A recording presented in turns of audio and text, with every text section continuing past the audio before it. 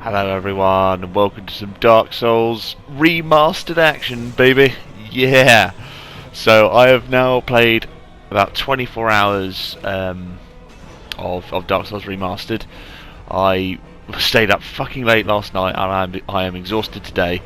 Um, but I've been loving absolutely everything about it. I've been loving every minute of it. Even all the things that I was worried about and all the things I had concerns and trepidations about, that's all fallen by the wayside. I've just been enjoying the game. It's like coming back to a comfy old pair of shoes. You know, they're fraying a little bit and they don't look as good as they used to. But damn if they're not comfortable and damn if they aren't fine to walk in. So, as I've been going along playing the game, I've made I had a piece of paper in front of me and I made a list of likes, and I was going to make a likes and dislikes thing, but I thought that I'm really enjoying this, and I don't want to be some negative Inferno Plus who absolutely hates everything about what this remaster is and what it stands for. So I made a likes list and sort of things I wished were in, but I'm not, you know, all that upset about. So first of all, it was fucking difficult. It's difficult coming back into this game. Even the PvE kicked my ass steady for a while. I mean, it's such a different kettle of fish to Dark Souls 3. It's like absolutely bonkers. You know, what the sort of the clunkier rolling and dodging, and everything is really slow, and they've got lots of recovery frames for lots of the attacks and stuff. Whereas you come out of Dark Souls 3, where it's all very quick and frantic, and you know, low recovery frames for everything. So like even like two-handed greatswords on Dark Souls 3 were about as fast as a one-handed straight sword in Dark Souls 1. It's crazy.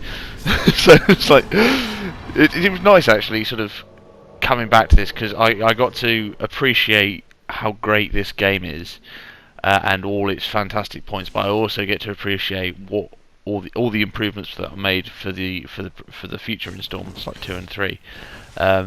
So in my little wish list, like, I wish they'd updated the messaging system, because it's just the same as it was before. You know, you're only allowed one line of description and stuff like that, and you can't add gestures to the message and stuff. That would have been really cool. And the fact that it's still like you can only rate messages by toggling onto the orange soapstone in order to rate your message, which is like a massive faff, and most people aren't going to bother with that. Whereas maybe as long as you've got the orange soapstone, then you can automatically rate messages. I don't mind having to toggle to the soapstone to write the messages, but to rate them, it's just like, that's a bit too much of a hassle, really. Yeah, so I wish they'd updated that. So this was my first invasion with my first crack red isle. This guy kicked my ass up instead. I got the Drake sword because everyone's got to have the Drake sword at least one point. So that was fun. I kind of wish I do really wish. My major gripe is they didn't update the menu system, because the list system is a fucking ball ache. It was a ball ache when this game first came out. It's a ball ache now, given that they came up with a better system. Look at that backstab punish, it's so good. Like, you want to run away? This isn't Dark Souls 3, bitch. Yeah, I mean, having a grid-based system over a list-based system would have just been infinitely better, especially for the menu swaps and looking for items in your menus and stuff. It would have been so much better. But like I said, this is still the core Dark Souls experience. Everything is as it was. I really like the tool belt system that they had in 3, where you could have like 5 items, not immediately in your item slots, but when you press start, you can access 5 items if you want to get to quickly. That would have been nice. I wish the crow drops still aren't fucking instant. You still have to quit and reload out of that. That's a pain in the arse. Didn't like that. And I did put gesture cancel down as something I wish, but now I've PvP'd a little bit. I'm kind of glad that it isn't in there. I'm alright with not being able to cancel out gestures. It means you can't get into pointless gesture wars with people without significant risk of getting backstabbed.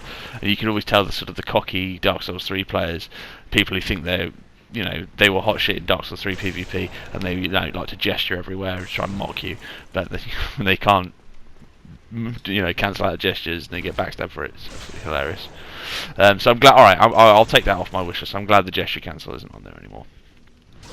But sort of the things I have been liking about this remaster. I mean, I know they didn't change like an awful lot, but obviously the frame rate and resolution. I mean, the textures, you honestly, you'll barely notice it. Unless you had a side-by-side comparison, you won't really notice it.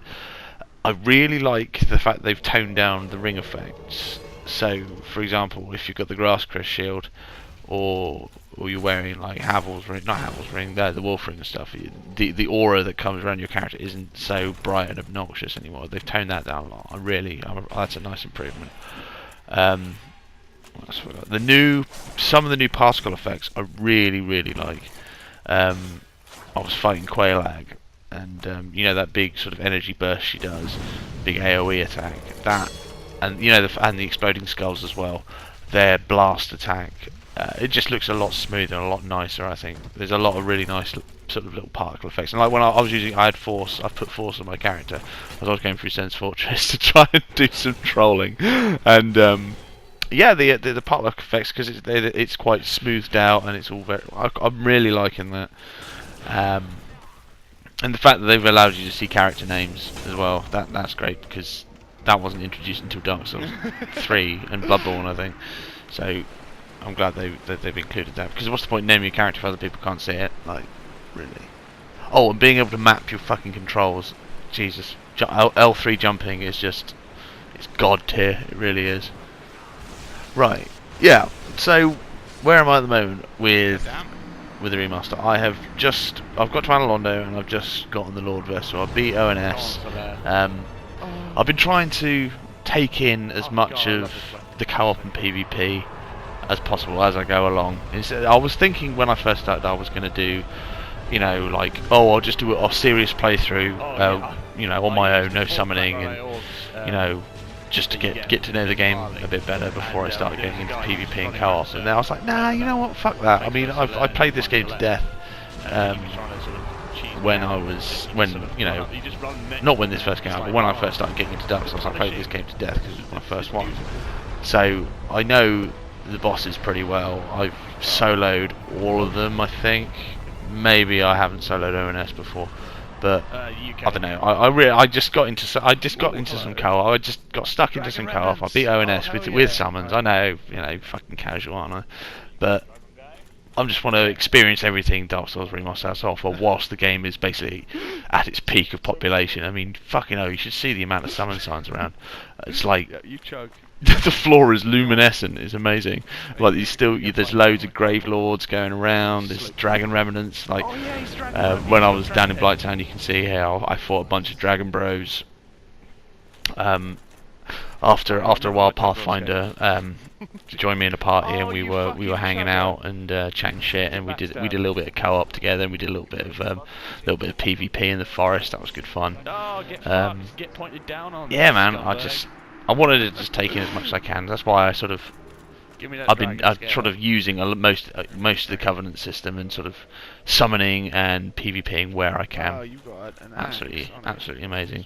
And you can tell the guys who are Dark Souls 3 experienced. See, this guy was toggle escaping, so maybe it's a case of he knew and understood toggle escaping, and he was a Dark Souls 3 guy, because he didn't seem particularly good. I mean, he died. This is the first sort of proper foray into Dark Souls 1 PvP. I mean, I know some of the skills are transferable from 3, but it's a whole different kettle of fish. So I beat this guy a couple of times. So obviously he wasn't. If he was a good PvPer in Dark Souls 1, he would have kicked my ass. So maybe I get the feeling he was a Dark Souls 3er, and he just knew like how to toggle escape. And yeah, the backstab system, like the backstab thing, was something I was really worried about. You know, because you hear all these horror stories and everyone fucking goes on about it. Like that is literally, people will make out that is literally what people send to PvP around. From my experience now, and I've PvP'd a fair amount over these past 24 hours. Like, I haven't met anyone who has exclusively gone to be a backstab fisher and has gone out of their way to grief me in that way. I mean, I've been backstabbed plenty of times, and obviously you get backstabbed a lot more than you would in Dark Souls 3. But it was nowhere near as drastic as, you know, Inferno Plus or anyone else would make out to be. So I'm quite pleased with that. A lot of it is just spacing and trading and things like that, and now we got the passive poise. That was one thing I was worried about. I was sort of like, oh, you know, passive poise, you know, people are just going to want to, you know, poise backstab me and poise spam me, but, you know, from my experience now, it's been kind of, you know, not unbearable. Oh, shadows by twice. There you go, backstab cancel. It's just been so much fucking fun. Like, it really has. GG. So, like I said, this is still my first character. I haven't finished the game yet. What I was originally intending was this guy to be a Gravelord servant. I'm thinking I'm still going to stick with that idea. I'm going to take him to 120, I think. I don't know, maybe I haven't decided whether I'm going to cap his level or whether I'm just going to level up until I can't be bothered to level anymore. Because I know the Gravelord Covenant only really starts to get interesting in New Game Plus, so I'm going to need to level up a fair amount before I can start getting those Black Phantoms into Gravelord people. So, because I originally wanted to be the Gravelord servant, you know, really super cool, death, edgy skeleton character, I once I got the Drake Sword, so that was sort of, I was pushing out enough damage to be able to, you know, help me survive. I went down to the catacombs and I joined the Gravelord Covenant. I got the Gravelord Greatsword, and fucking hell, I never used this weapon back in the day, but it's fucking beastly. The damage, it's really slow, but the damage is fucking obnoxious. And when I was down in the depths, doing, you know, gravelording people, it was like fucking insane. Like, the more experienced people obviously kicked my ass and they knew how to get around the massive damage and stuff, but the less experienced people, they just got fucking chewed up by this thing. And I saw so many people using it as well, so obviously this guy, I sort of thanks to sort of Pathfinder, I kind of learned just to, you know, fuck being honourable. I don't have to get into pointless gesture wars with people, and, you know, if you're being invaded, you're not there to make friends, you're there to fight. I don't have any trepidations about killing people gesturing. This is one of my finest kills here. So yeah, I've joined the Blades of the Dark Moon, and I started to do some Spirit of Vengeance thing. You know what? I love this Covenant back in this game. Because there were more facets to it than just auto summon, kill reds to get ears and stuff. So like, when you're invading the world of the guilty, so it's either people who have invaded themselves and been indicted, or those who've killed NPCs and stuff. I don't know if there is an auto summon. Is there not? Because you get the Dark Moon ring from Gwendolyn. I never checked that out, actually. If you wear it, you get auto summoned to help protect as well. So that would be freaking cool. But yeah, I think the Blue Covenant, having the blue orb, is. I know a lot of people bitched and moaned in 3 about not having a blue orb, and I'm kind of on board with that now. I kind of wish 3 did have a blue eye orb. But because 3 didn't have the indictment system in order to sort of label people as sort of worthy of being killed by the Blades of the Dark Moon, then that system wouldn't have really worked. But yeah, so after I've done this character, I'm going to make a bunch more. This guy's probably going to be Strength Faith, mostly because this weapon scale. Well, it's got really shitty scaling, but I seem to get the most damage out of the Strength stat with this thing. I've got this one maxed out, I think.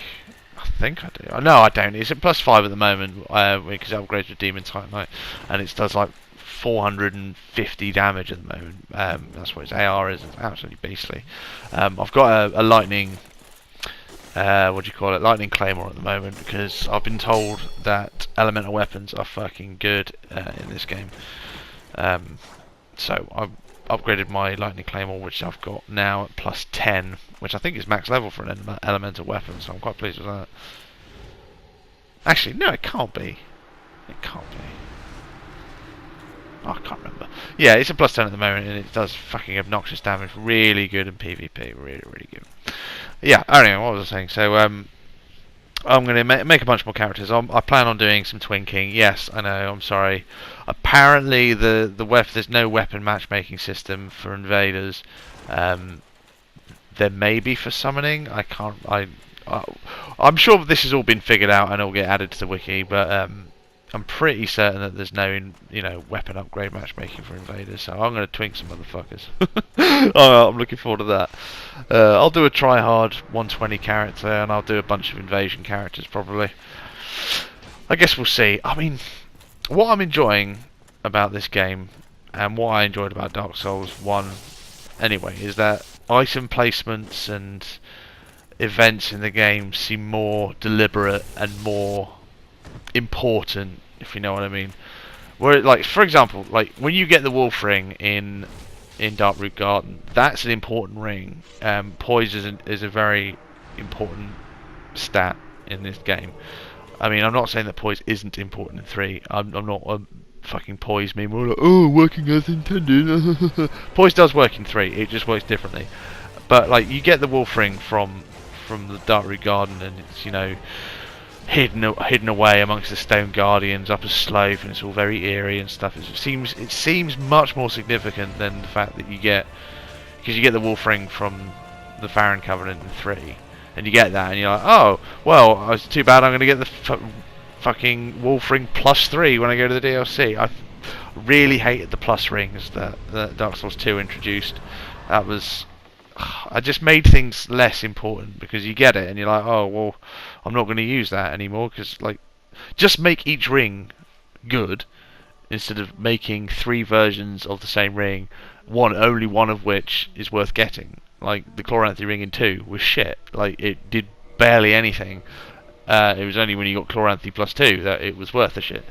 So I like that. I like sort of all the scripted events seem much more, deliberate and meaningful. And it was great. Like, I don't mind the linearity of 3.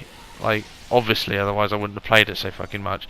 But like, coming back to this one, and like, I got to I was in the Berg for a while, and I did Tauros Demon, and I was just like, oh, alright, I could go and do the gargoyles now, but I kind of want to go and do some exploring elsewhere. I got the Drake Sword, so I got good enough damage, so I was like, fuck it, let's just go on an excursion to the Darkroot Garden. So I went down there, got the Wolf Ring, I was like, oh, actually, Havel's around here, yeah, let's go get Havel. And got fucking smashed my Havel and all that stuff. And I was thinking, okay, well, now that I've done all that, I could probably go into the catacombs and spend some time there. And like, the different ways in which you can approach this game, it's just this is the best thing about this game. That's where this game shines. The PvP is great. I'm enjoying that so very much. But the openness and the freedom to sort of approach each playthrough the way you want. I could have just gone straight to the gargoyles and gone, then straight down to Quelaag, but I hung around, going back and forth. I fucking love it. Like, this is the quintessence. This is the fucking gold standard against every fucking third-person RPG that everything should be judged by. Yeah, just fantastic. So yeah, so those are some of my thoughts on Dark Souls Remastered. I've been having an absolute fucking blast with it. I'm going to be playing it for a good long fucking while. I will end up coming back to Dark Souls 3 eventually to do some more stuff, but probably I imagine the community will do a Return to Lothric event sometime in the imminent future, so we can look forward to that, and I'll come back and do all that. But in the meantime, get out there, go and enjoy your fucking invasions, go and enjoy Dark Souls Remastered. It's the same game. Yeah, have they changed a lot? No. But the reinvigorated community is well worth the price of admission, I say. Fucking get out there, smash that red eye orb, smash that blue eye orb, smash those eyes of death. Get out there, boys. Alright, I'll see you again.